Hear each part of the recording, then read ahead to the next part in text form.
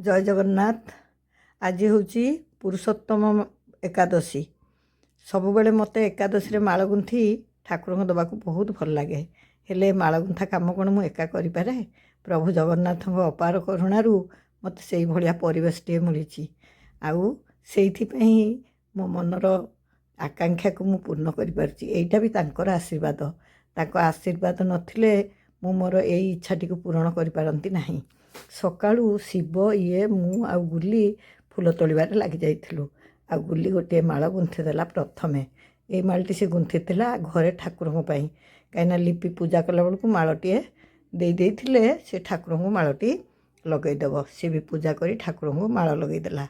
हेले जी फूल थी आपण मैंने देखुले टी सी कौन आज गोटे माल गुंथा तोड़ा होता कि आहरी योजना थिला माल सब गुंथार।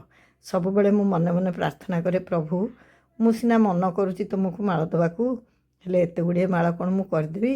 से दिन जमती सुजोगटे सृष्टि कर समस्ते मिसी तुम माल गुंथबू। जलखिया काम छिंडे दे लिपि भी आसी आम सांगे मिसीगला। आउ आमे मने मने ठीक करूँ को माँ बा ठाकुर आम माल गुंथबू।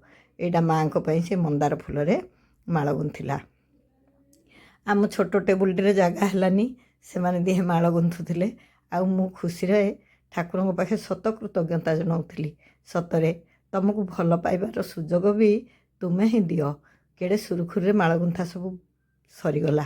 एथिपाई आमे 5 जन लगी। ये शिव मु लिपि आ गुलुरी मु एका कौन एक काम करथांती किंतु ए कामर मूल इच्छा मोर ही थाए। आ मु मन खोली कहीदेला माने समस्ते लगी पड़ती। काली राति ये किसी गेंडु फूल नहीं आसते। आउ ए सब तोलातोली खूब सकाळू होइथिला। 9:30 सुधा आमे माल गुंथा सारीदेलु। आउ नणंद भाउज मिसी ताकू ब्याग्रे सजाड़बार लगिले। देखिले तो केतोटी माल रखा होची। चतुर्धामूर्ति परा 4टी माल न नहीं जीवी केमिति। 4टी माल को ब्याग्रे पुरई सारू। पुणी लिपि जो जोड़िए गुंथी थिला गोटे माँ को मंदार माल आ गोटे माँ सरस्वती केवल धड़ा फूलर मालटे से सबू को ब्याग्रे पुरेलु। हेले जीवी केमिति कहले ए जो खरा आंकु मु मना कली। तथापि पचारि ओला करी जीवा कि से कहले ना भारी व्यस्त लगुच एटा माँ सरस्वती माल। मु भी कहली ठीक अच्छी तमें जाओनी। आ मोर बड़ सौभाग्य मु जेतेबेले आरंभ कली एकादशी करवा ये कहले मु कौन करी जानी। हाँ यहाँ हूँ माँ को माल किंतु मु खूब कम दिन पर से निजे कहले जे मु बड़ एकादशी 4टी करी।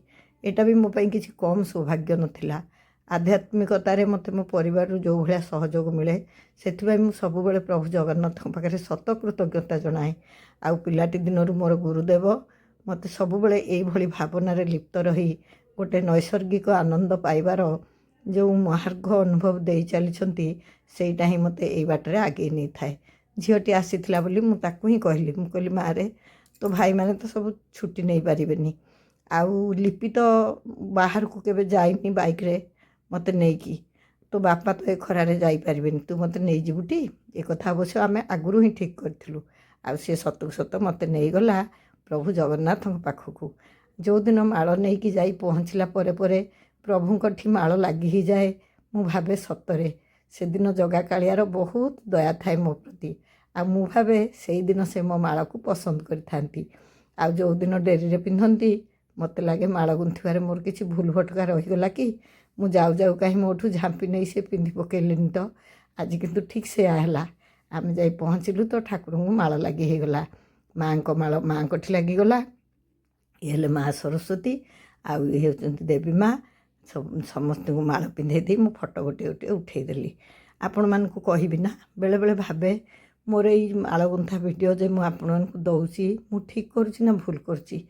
पुणी भावे भूल कहीं हम तांको प्रति आमर श्रद्धा को जदि आम प्रदर्शित कले सेटा कौन भूल।